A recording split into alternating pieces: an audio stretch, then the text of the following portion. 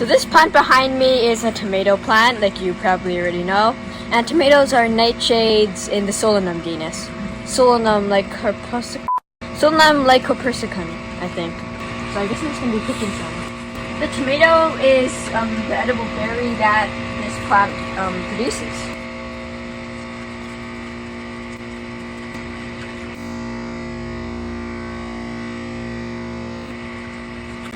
First tomato. Second tomato. Third tomato.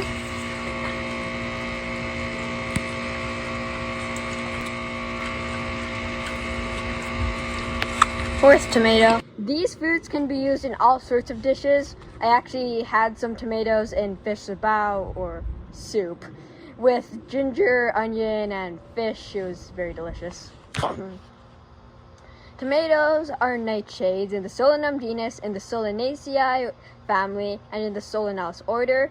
I have videos on those over here, the iCard. You should probably click it. And also, they're fruits. Anyways, tomatoes are amazing fruits or vegetables that can be used in so many ways. They also are pretty fun to grow.